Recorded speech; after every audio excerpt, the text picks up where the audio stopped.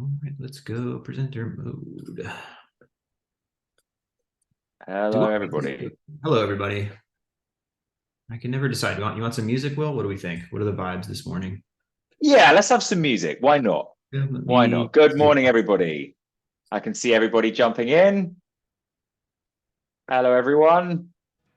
While you are jumping in, please do feel free to drop where you are from in the chat. I always love to see where everybody is coming from. There will be no official prize, but kudos to anybody that has come from the furthest. And now that is a strong start. Germany is a strong start. That's a Yeah. long way from where we're based, at least over on the east coast of Cape Town, the Okay. Philippines.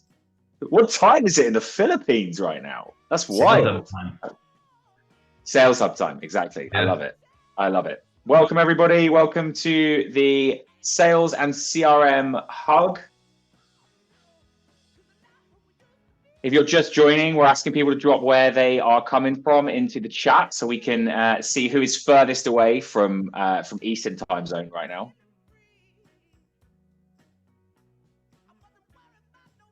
Somebody was from the KB there. That would have Yeah, been there's some good distance. I think Philippines is currently taking it. Can anyone beat the Philippines? We're gonna wait until about 2 or 3 past, and then we'll do an icebreaker, and then we'll get going at about 5 past, just to let any final stragglers come in. We know what it's like. Sometimes meetings run over, all those sorts of things. So we'll no. wait until about 5. No, God, no. Never. Everyone's always Never. exactly on time. Yeah. Yeah. I'm actually always 2 minutes early to every meeting. Welcome, everybody. Those that are joining, welcome to the Sales and CRM Hug. We're going to give it a couple of minutes and then we're going to get started. That's why I have 10 reminders. Yeah. Okay, so we're all on the yeah, same boat. exactly. So we all know where you are from now. So now we're going to start with our icebreaker question. What's one popular food that you think is overrated? Drop it into the chat. What is one popular food that you think is overrated? Olives. Steak. That's you, Nick. You think steak is Yeah, I do overrated? say I like it. I just don't think it's like as great as everybody thinks. Olives, that's a tough. Olives and pizza, people just took some big shots there. Oh my God, Chris Grant, you are Kaci, throwing some punches. Nando's. You think Nando's is overrated? Does everyone here know what Nando's is? Does anybody not know what Nando's is? do Drop into not. the chat if you don't know what Nando's is. What is Nando's? Nando's is a Portuguese style chicken place that is very big in the UK and in Europe as a whole. There are a few over here. They're quite difficult to find. I've got one a little bit down the road from me in Toronto that is fantastic. But Nando's is an absolute staple of British culture. That's what I will say. So I am anyone that throws shade at Nando's is throwing shade directly at me, as far as I'm concerned. Oh, that's good. Carl just said it's the most Nando's is the most popular thing in the UK besides the monarchy. That's very true. All right. Cool. Oh, Chris, we're gonna need to have this as a debate at some point. Okay, so welcome everybody. We will get going. It is lovely to see you all. I'm Will. I'm the director of growth at RevPartners, and we are hosting this event. And with me, I am very, very, very excited to announce that we have Nick from HubSpot. Nick works on the product marketing team, and he is going to talk us through the updates to the Sales Hub. As you know, we all love Sales Hub within the Sales and CRM Hub, as you can probably imagine. So this is one that I am super excited to be able to announce and to host. I am going to stop talking because you don't want to hear me talk. You want to hear Nick talk. So I'm going to hand it straight over to Nick, let him introduce himself and get into the brand new Sales Hub. Awesome. Thank you so much, Will. This feels like a home game, right? To come to the sales and CRM hug. So I like it feels like friendly territory here. So thank you all for having me. Thank you for the time, either this morning, this afternoon, this evening, if you're in the Philippines, wherever you are. We're going to talk all Sales Hub today. So for like a rough agenda, first we're going to talk a little bit about like why we relaunched and repositioned Sales Hub last month at Inbound. Then we'll spend a huge chunk of the time talking about what's new. So the major features we launched. I'll have slides for some features. I'll demo some others. We'll take questions as we go too, as we talk about new features. So I'll probably blend that 10 minutes worth of Q&A that I have in the agenda into the session, if that works for everybody. So as we go, yeah, like Will said, drop questions in the Q&A. I've got a second screen. I can keep an eye on that, and will keep me honest as well. But we just want you all to leave today feeling more informed about what's up with Sales Hub, what's changed, and just like comfortable, confident, and interested in what we're doing. So a bit about me. I, like Will said, work on product marketing in Sales Hub. I joined HubSpot almost 6 years ago now, actually, in 2017. And I previously worked on a couple teams that gave me some good insight, I think, into like what else happens in HubSpot. So I worked on customer onboarding. So the folks that work with brand new customers for the first like 3 to 6-ish months of their life cycle. And then I spent a few years over in product working on Ops Hub, and then some time on Sales Hub in the CRM. So that's me at HubSpot. If you want to talk to me about stuff, either on LinkedIn or via email, hit me up about playbooks in Sales Hub. Super passionate about playbooks, good CRM implementations, and breakfast as well. So would love to chat about any of those 3 topics. So with Sales Hub, we're really excited. We repositioned Sales Hub at Inbound. We relaunched, right? We made a ton of noise. If you haven't seen an email or a LinkedIn post or an ad or a sponsored Lyft bike or a sponsored like bike in your city, something like that, you have been living under a rock, because we have made a ton of noise about this. But what we did was we said that Sales Hub is no longer a sales CRM. We think CRM is still super, super important, right? We have one, it's great. But Sales Hub isn't just a CRM, it's sales software, and it's going to help you do 3 things. And the 3 things that we want Sales Hub to help you do are prospect smarter, accelerate revenue growth, and scale insightfully. And we think that that's really what sales teams need out of their software. We're of course going to lean on the CRM for all of that stuff. It's our system of record, but we wanted to get away from a world where we kind of pigeonhole Sales Hub and undersell it even by calling it a sales CRM. So now it is sales software that's going to do these 3 things for us.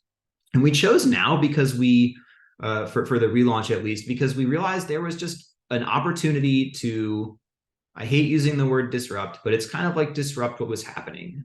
So we see this old way a lot. We see in terms of sales, we see people trying to do more activities with more reps to get more productivity. That doesn't always work, right? We've got folks that are kind of getting really good, like our prospects are getting good at like tuning out noise, right? So we've got this crisis of disconnection. We've got the activity Armageddon, things that Yamini, our CEO, spoke about on the Inbound stage. And then we can't always put more into the machine now because of the economic climate. Like we can't hire a bunch of reps to fill this gap if the money's not there, frankly.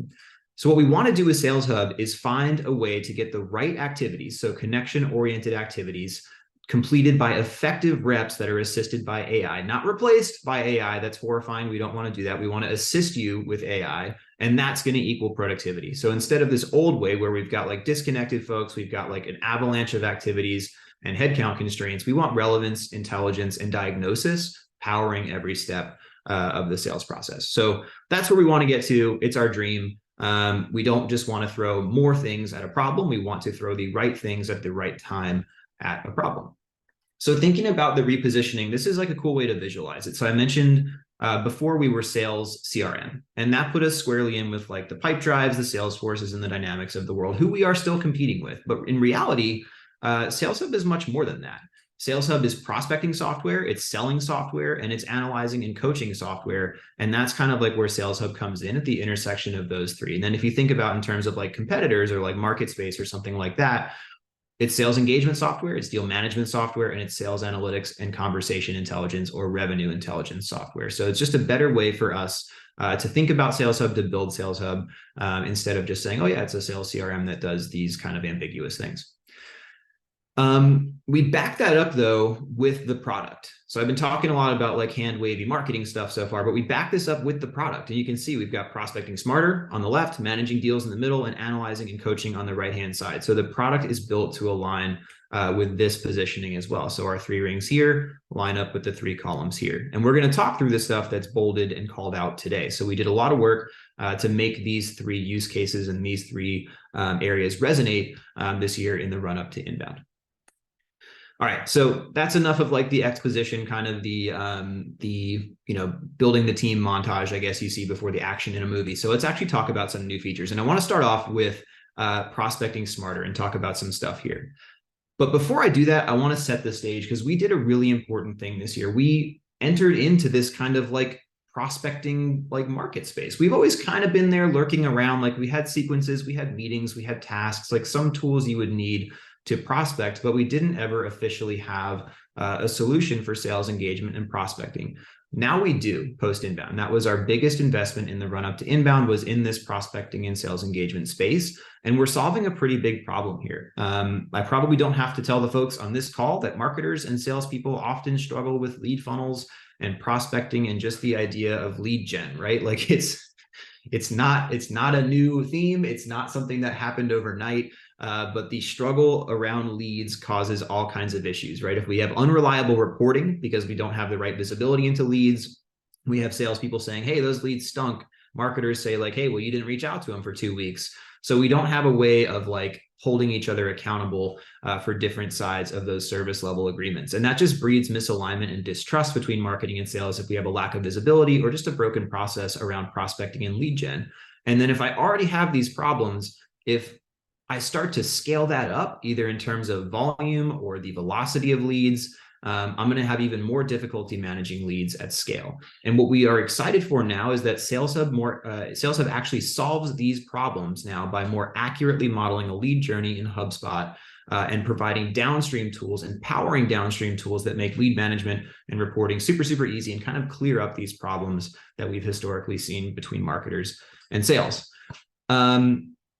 I'm building up to, I see Carl's question here around leads, and I'm building up to the drum roll reveal of the leads object. But what I want to talk about here very briefly, before that, is what prospecting actually is and what we're doing. So with Sales Hub now, we want to address this process that we've never really been good at solving for. We've always been good at solving for like this thing over here, like the pipeline and what comes after that. But we haven't really had a way to track or report or kind of just organize this whole set of things that has to happen before I open a deal. So prospecting is the process of sourcing, engaging, and qualifying contacts or companies with the end goal of generating quality pipeline for a seller. So typically we'd see a BDR or an SDR or even a full cycle sales rep that generates their own demand, spending hours a day, hours a week, whatever it might be, prospecting into either inbound contacts or outbound contacts. They need to engage those folks. They have to email them. They have to get in touch. They have to have a meeting. They have to get through a qualification framework.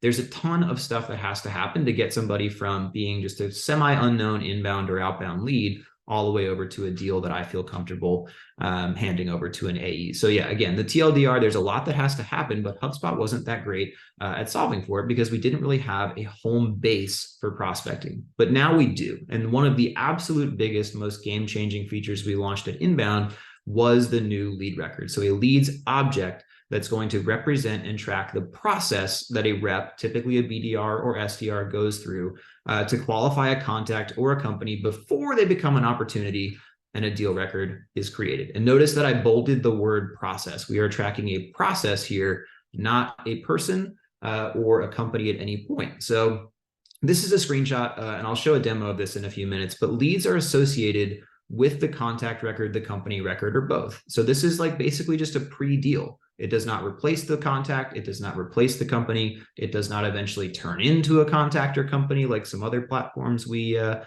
quite familiar with.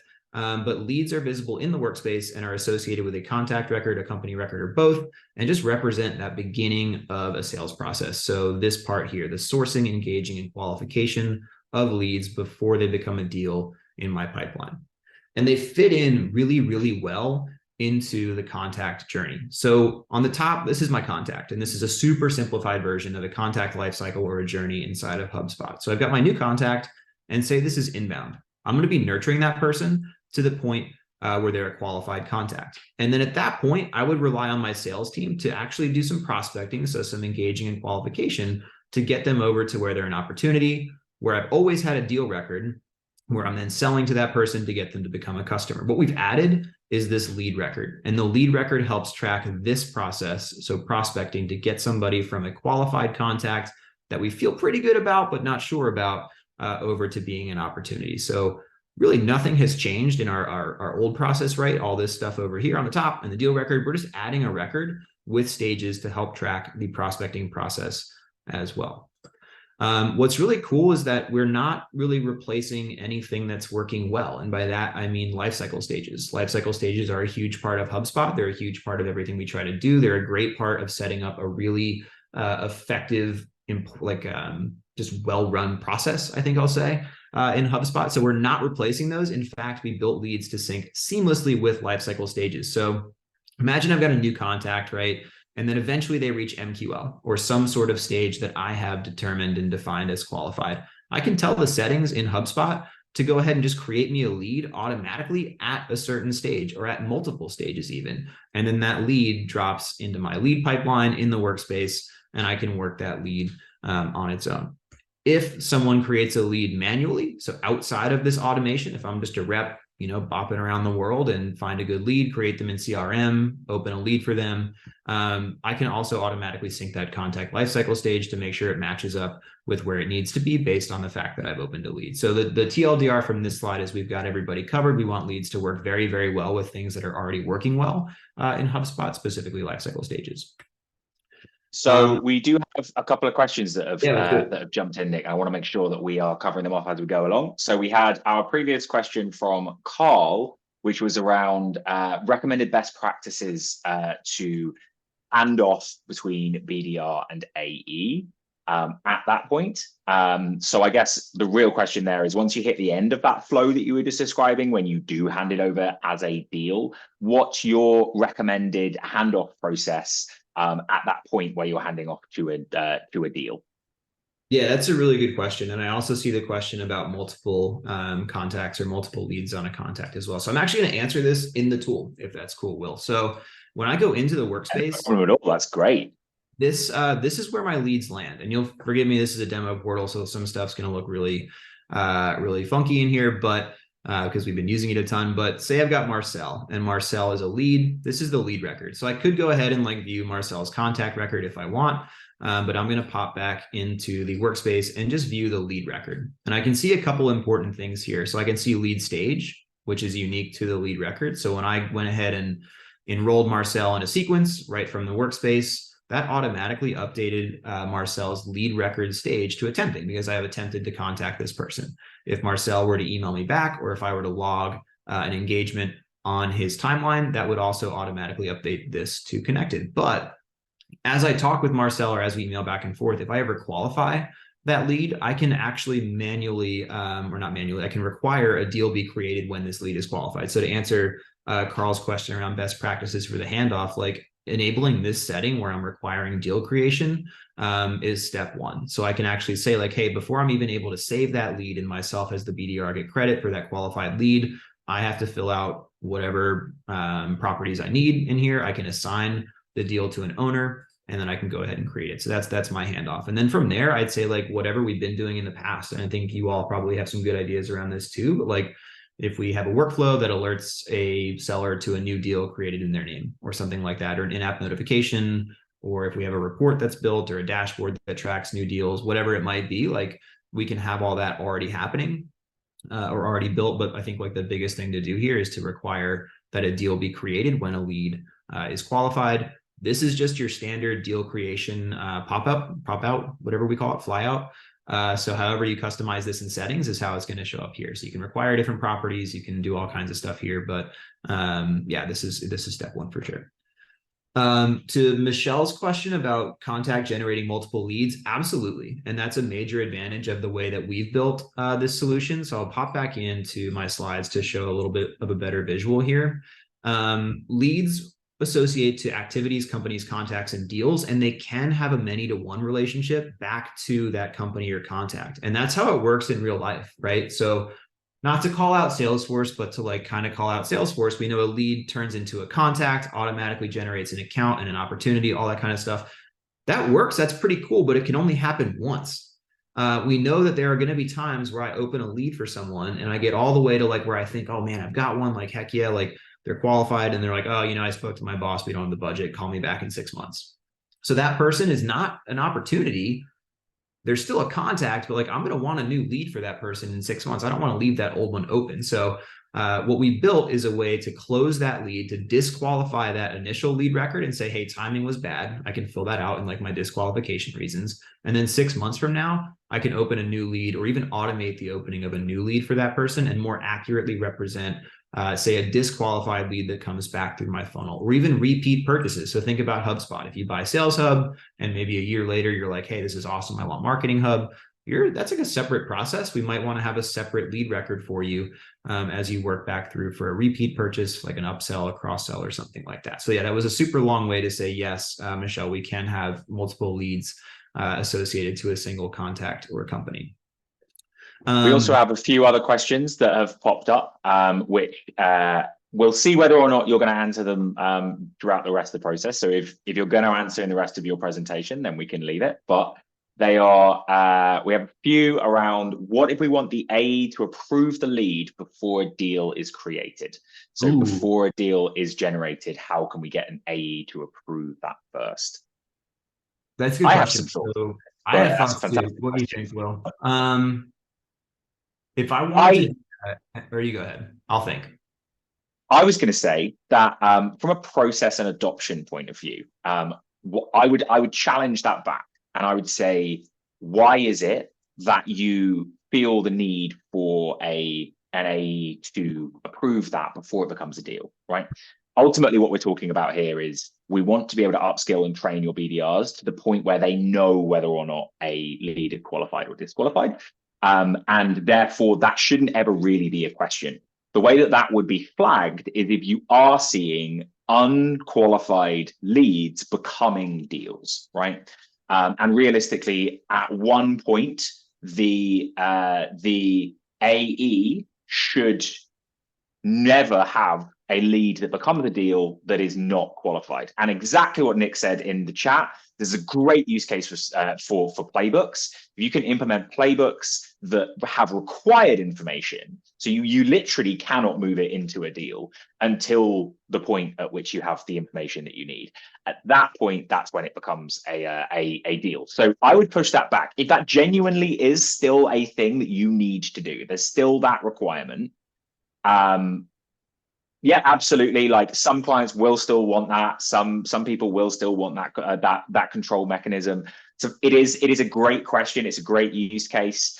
I would push back on that. If there is still a requirement, then like we can have a chat and see whether or not we can work something out. But I would push back on that and say that shouldn't be part of your process. We should be building process in order to qualify those through to a deal without needing the AE to come in and check it. But I get your point. We have a few other. Sorry, go on, Nick. No, I was going to say I'd push back. If it's like we absolutely need this or we're going to cancel HubSpot, build a deal pipeline stage in the very beginning of the pipeline where I drop deals into like from BDR stage or something like that. The AE goes in, and if they give it a quick scan, they move it to like the next stage, which would have been the first stage in the pipeline. They're like, but I agree with Will. I think like ideally in like the perfect world, we'd have a BDR only qualifying good deals for their reps. But so other questions, one that I saw that I wanted to grab, actually from Marcel, who is not the lead in my CRM, different Marcel. What about lead status? Will it be replaced? I hope so. This isn't like the official HubSpot point of view. You can still very much use lead status, but if I go in and show you, funny enough, on a lead called Marcel, leads have stages, right? So I've got attempting, connected, qualified, and disqualified, and I can customize these if I want. I can add more. Those are your lead status property values, right? More or less. So I think the fact that we have a lead record, So that just tells me first off, someone's a lead. And then we have these stages. So like this little bit of metadata. That to me, if it were my portal and I was the admin or I was like the sales ops person, I would totally deprecate lead status in favor of leads and lead stages for sure. And I would disagree with that. So that's one of those Okay. wonderful disagreement points. I think, don't get me wrong, I'm still digging into this tool. This is still brand new for me as well. And if that is possible, then that is a fantastic point that we can get to. No one wants additional data for the sake of having additional data. I think that speaking from an implementation point of view, I wouldn't feel comfortable sunsetting something like lead status until the point at which I was 100% confident in this tool. So yes, if we can get there, that is a fantastic place to get to. Like if we can remove that right now, the way that I'm seeing this is the primary use case for now is around the management and the ease of setting lead statuses, etc. But I'm still seeing lead status as the primary point for triggering things like reporting and those sorts of things. Like reporting, all those elements will still be driven by lead status, at least from where we're sitting for the time being, at least. But if we can get to that point, that would be amazing. We'll get you to that point. I think I would agree with your caveat where like, yeah, if leads for whatever reason aren't a good fit for your specific use case yet, we want to stick with lead status. But yeah, we can keep trucking. I think there are some other good benefits of leads here. So I mentioned I do want to cover like associations and things like that just to clear up the last couple things about leads. And I'm spending so much time on leads because they power the prospecting workspace, which we'll talk about in a moment. But leads, like I've mentioned, never replace contact or companies, just similar to a deal, right? A deal does not represent the contact. It just represents a part of that contact or company's journey with us, where they are an open opportunity. Same thing for leads. That represents when they are a prospect for us in their life cycle. I mentioned many to one associations. Back to Michelle's question, I think it was around many to one. Yep, you can totally have more than one leads or more than one lead over time with a certain contact or company. That's a big advantage for us, and reason why we built it is because it's how it happens in the real world. And then I think the best way to think about the lead is like it's the bridge between the contact and the deal. So going back to this slide, this one, like we always had the deal, right? We were very good at helping sellers track getting a contact from opportunity to customer, but we didn't really have much for BDRs and SDRs that were doing a ton of work to get somebody from where we think that they're a qualified lead or a qualified contact over to a true opportunity. So again, this is just bridging this gap that we had down here between the contact or the company and when they're a deal.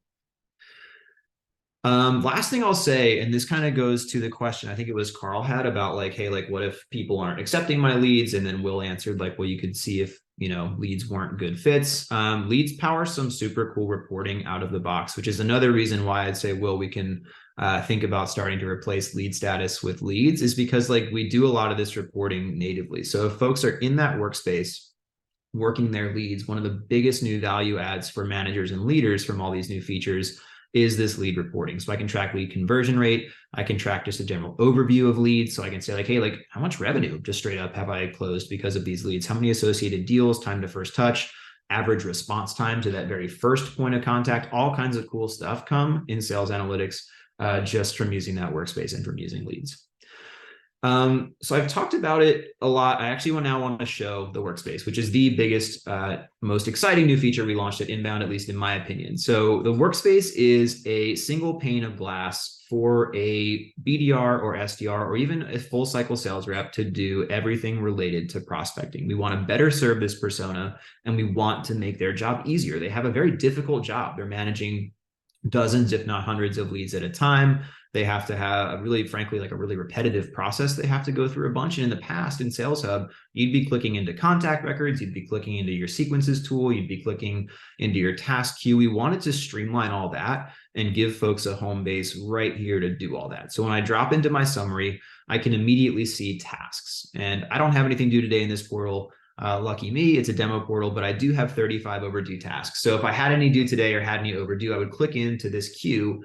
And this is like a supercharged kind of like task queue. It's like a playlist where I could say like, hey, I've got to follow up and I need to do this thing. I can click over right here in the record, make the call, send the email, and then check it off. And it moves me on to the next thing. So that was maybe 2 clicks if I count actually clicking and calling. So maybe 3 clicks because I actually have to place the call. That's 3 clicks instead of me having to navigate to 2 or 3 different places in the app to get that done. So it's just a very streamlined, efficient way to get through the stuff that I have to get through as a prospecting rep.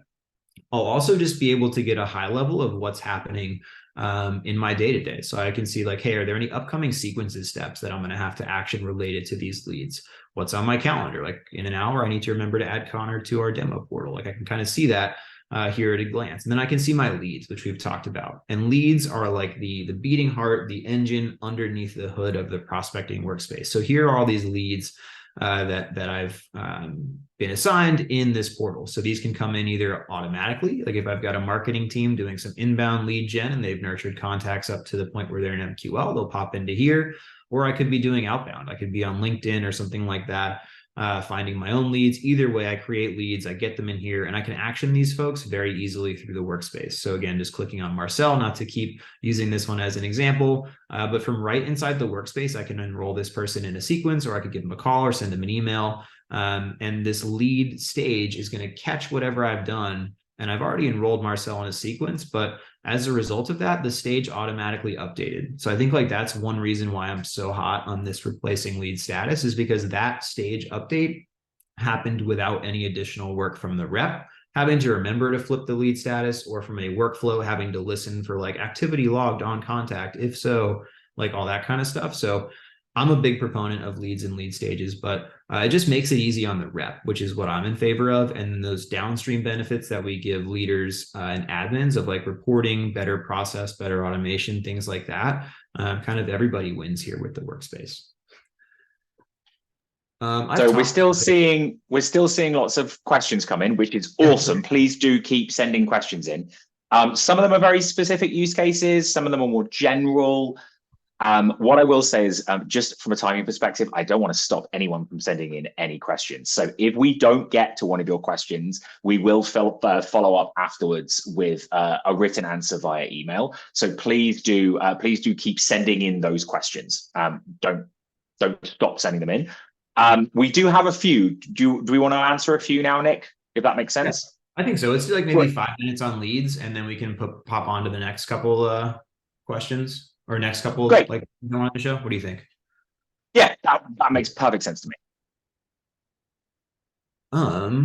I think I want to address the one from Alan, if that's cool. So what do you recommend is the best way to auto create leads for something other than life cycle stages? So don't bury the lead. Okay, Carl. Yeah, but good one. So what I want to call out, and one thing I was actually going to mention in this demo is, so we've talked about the benefits of leads for the end user, for that BDR or SDR. I just get a better place to do my day-to-day job right here. I think like better serving that persona is good for everybody. It's good for existing customers that have these teams. It's good for partners that are looking to acquire customers that have SDR or BDR teams.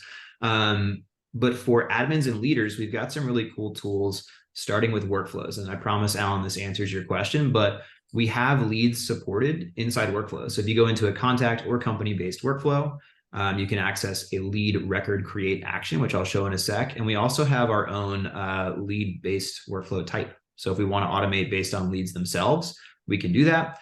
But for a contact or company, I think like the biggest use case for automatically creating leads outside of that MQL or that lifecycle stage automation is going to be for high intent conversions or high intent behaviors. So if I see somebody come through, like a webinar, Alan is a good example, or like if I do software and I see somebody taking a very specific action in my platform that signifies intent for an upgrade, something like that, that would absolutely be a great time to build that as my enrollment criteria.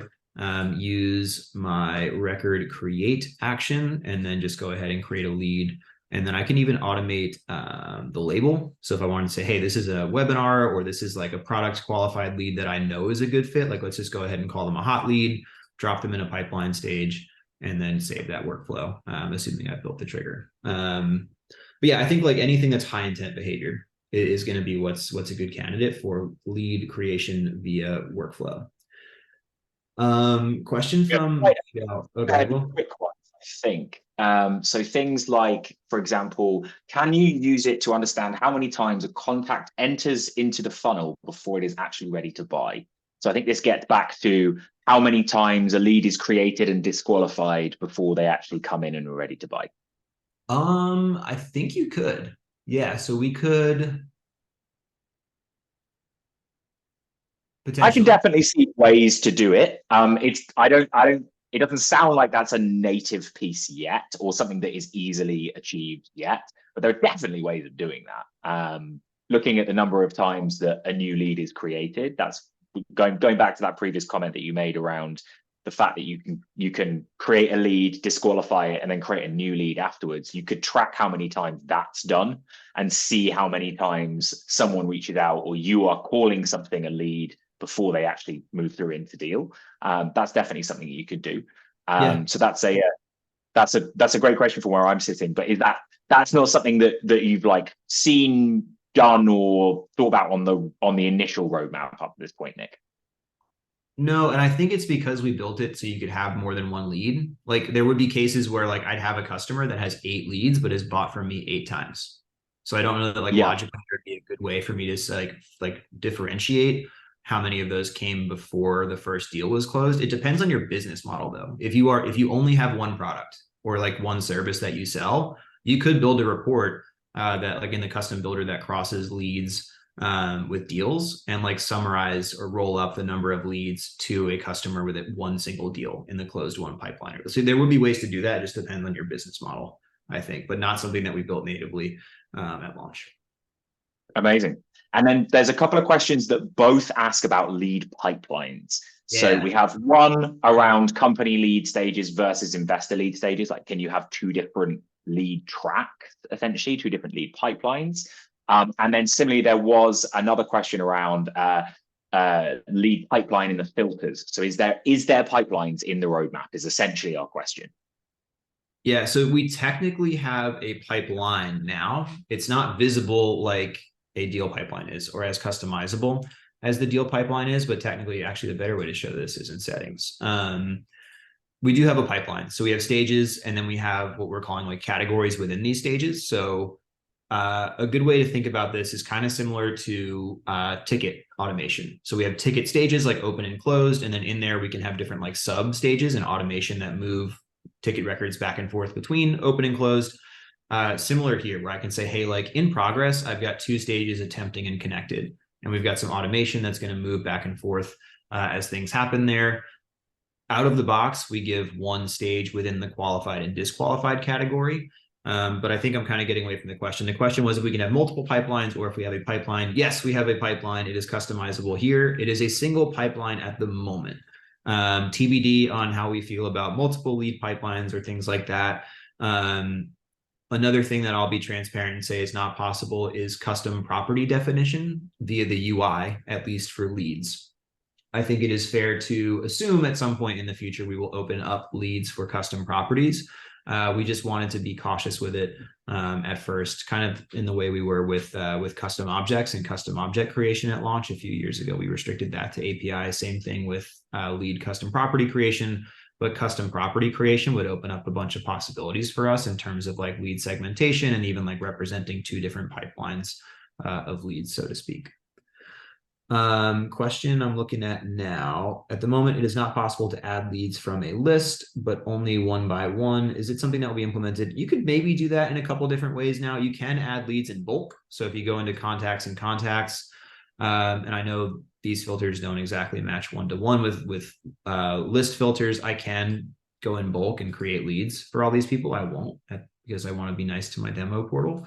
You could do that there, or you could use a list to enroll a contact in a contact workflow, which then uses that create record action to create a lead. So yeah, we can't add leads like via a button through a list, but we can kind of backdoor it by enrolling that list in a workflow. Carl, I hear you on editing the views, jamming the qualification custom properties into it. Yeah, we've gotten a lot of that feedback, and I've seen the roadmap for leads moving forward, and I think you'll be pleased with what we launch over the next couple of weeks. Okay, last couple of questions around leads. When you enable leads, are leads created for all MQLs currently in your portal or just new ones going forward? You have that choice when you enable leads. It's kind of like when you turn on a workflow, same thing. You can say, hey, like do this retroactively for all current MQLs or only do this for MQLs moving forward.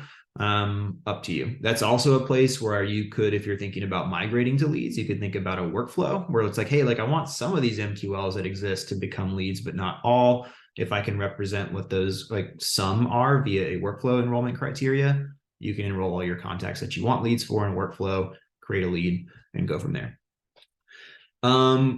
Cool. We've got about 20 minutes left. Will, do you think it's a good time to like push on and talk about some new deal management forecasting stuff? Yeah. What do Yeah, you let's push on think? and work through that. I can rest assured to everybody that has sent questions in, we will follow up with the answers via email. It will send the answers to everybody. If you have any time at the end, then obviously we will cover off anything up until 12 p.m. Yeah, Eastern. we'll have But if we can't get to it, then we will follow up via email. we'll have time. I just wanted to make sure that someone didn't come for like some sales analytics information and they're just like banging their laptop right now. Like, dude, stop talking about leads. So we've talked a lot about prospecting, a lot about lead management. There's two other big buckets of things that we want Sales Hub to accomplish. And really, like, if I'm like getting kind of like philosophical, our users have three jobs to be done with their sales software. They need to prospect and engage their leads. They need to sell to those folks, and then they have to coach and analyze or report. Like you'd be really, really like challenged to think of something you need to do as like a sales rep or sales manager that doesn't fall into one of those buckets. And that's what we built Sales Hub to do. So this second bucket of like selling is all about the deal pipeline and deal management. We did a couple cool things this year, some of which might be like old hat for this group, but we did release deal tags. Those have gone live. I love them. I have added a ton to this portal, but just the ability to quickly flag a deal based on attributes that you set up in settings. So a seller with a ton of stuff and a ton of noise in their pipeline like this one can kind of key in really easily on the deals that might need their attention sooner or just might be a better use of their time than other deals. So that's a good first step for us. The other thing that we added that we're going to iterate on over time is this little panel that just popped out here. So instead of having to click into the actual record, we have this deal inspection panel. And I clicked on a very bad example because this one does not have any pinned activity or recent activities, but you would see that here. We had one that had a bunch of good stuff, but I'm never going to be able to find it live.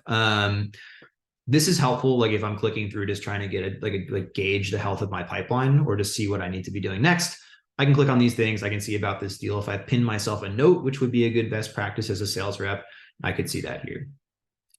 This is going to be a very cool tool over time. I have seen the mock-ups of what this will become. We are going to add much, much more to this, deal health scores, things like that, that just, again, help with like that next best action and kind of, I won't say putting like guardrails on what reps want to do next, but just like suggesting things that they should be focusing on and helping them maximize their time without like just totally like brain draining themselves, for lack of a better word, clicking into every single deal.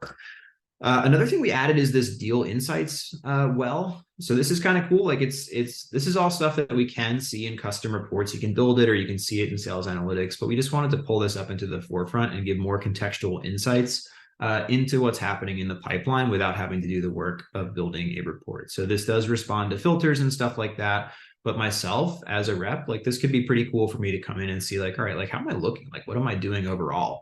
Like I could always see these totals down here at the bottom, but it is nice to see progress at the top.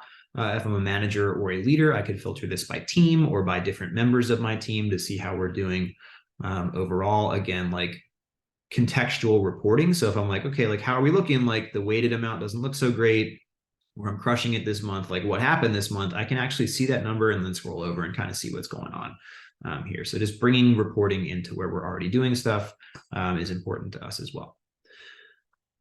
I don't see any questions about the deal management stuff coming in. Oh, Shadab has given me the perfect segue to talk about AI forecasting if we're ready for that. Will. So that is in beta right now. I need to double check on what kind of beta it is in because I actually had this question come up this morning. But we've got forecasting as it's always been, right? We've got deal stage forecasting and we've got forecast categories. What's really new and what I'm super excited about is AI forecasting. And some people that are much smarter than me built this AI model to kind of just take a look at what's been happening in your portal over time. It takes a look at what's happening in there now in terms of deals, and it gives you what we think is an accurate forecast for the month. So your upper bound, your most likely commit, and then your lower commit. So think of this like kind of your ceiling. Over here is upper, your floor, and then like somewhere in the middle. And this is going to show you data over time. We actually didn't have it enabled in this portal prior to July, as you can see, but it'll actually tell you like, hey, like what was the average, and like how good was it? And like it gives you some other measures of your 7-day forecast, 14-day, and 21-day forecast. So some good stuff here, just like our first foray almost into using AI in sales forecasting. So something I'm really excited about and something that's going to grow over time. And is that available to everyone now, or is that only available to a select I group? need to check. Like, as the product marketer, this is like 100% something I should know is the status of this beta. I had assumed it was public beta until someone mentioned this morning in a meeting that they didn't have access. So I need to double check. It might still be private beta, but I can confirm and let Will know, and then Will can mention that in the follow up if we want. Awesome. Cool. Last thing I want to talk about before we jump back into questions is this like third bucket around coaching and analyzing, but specifically like reporting, right? So that's like this third thing that is wildly important to sales teams in any sales software. And we've like, if you've noticed, we've pulled sales analytics out of this kind of like godforsaken reporting analytics tools. Like it's been buried in there for a while. Like it's very, very hard to find. So we pulled sales analytics out. And I'm very excited about that because like along with playbooks, this is a tool that I'm like a huge proponent of because like, in my opinion, it should be very easy for sales managers, leaders, and even reps to get answers to these like common questions without having to build a report. And that's what sales analytics does. But I feel like a lot of times it's just been hidden. Like people didn't know it existed and they like spun their wheels trying to build a report when we had it here. But we've done a ton of work in here this year. We've added some new reports. The one I am most excited about, going back to the topic about lead status and reporting and leads, the lead funnel report. And I showed a screenshot of this, but I have a bunch of different reports in here that show me the progress of leads. I can filter this, do all kinds of cool stuff, high level metrics on leads. I can filter this by team, by different reps or groups of reps, whatever I want. Date range filter. I should have a lead journey, although this was kind of being a little weird for me this morning because we have so much junk in our data portal. We do have, though, we have I'm blanking on the name of the chart, the cool chart that shows you the Sankey chart that shows you the progress of leads going through a funnel. We have that in here as well. So we've got a bunch of stuff that kind of resonates with this prospecting and lead piece that we've invested so heavily in. I'm excited about lead response time too. This isn't something that we were very good at in the past. So we can actually see, if I'm a marketer, I can go in and say like, hey, are those reps actually picking up my leads? Or if I'm like a sales manager, I can say like, how quickly are folks picking up leads, or like what's the ideal amount of time to pick up a lead? Like I can compare like, hey, how is Nick DeCoulis doing versus Nick Carbone in terms of lead conversion rate, and how quickly are they reaching out to leads? So tons of good stuff powered by that leads object and some of the new features that we've launched as well. Last thing I'll mention in here that's new is prospecting activities. So all the things that we know are going to happen through that workspace and that are important to that first part of the sales process, we've now rolled that up into its own sales analytics category. So we've got a lot of good sequences reporting, meetings reporting, call and task reporting in here that just kind of dig in and go under the hood for what's happening in activities related to prospecting. That's about it. I may have missed a feature or two. Let me go back through my deck and make sure I didn't leave anybody out in the cold. Got a couple. Will, do you think we want to take some questions first, or should I talk about like A/B testing and some other stuff before Let's take some questions. Let's cover off some of the outstanding questions first. So first of all, we did get a question about whether or not they're going to get a copy of this presentation. Yes, you will get a copy of this presentation. Just remember that a lot of what we've done today has actually been in the tool. So we will also share the recording, obviously, of this session as well, so you can jump in and see what Nick did within the tool itself. We do have some other questions that would be great to cover off. So do you see funnel conversion reports for lead stages similar to deal stages coming? I do, and that's in here, and it's one of those things where I have to tell you, as like a beta product, we do have times where it does this and makes me look very silly on a hug, but we do have a report in here. We might actually have a screenshot of it that I can show you, but we do have a funnel report. Yeah, this is a sort of a look at now. We do. I'll stop scrambling through my deck. We do have a funnel report that's like a Sankey report that kind of shows you a funnel that gets smaller and smaller. It shows you the drop off. We have that. And then leads are actually included in Journey Analytics as well. So for more complex reporting for marketing enterprise customers, we have them in Journey Analytics as well. Amazing.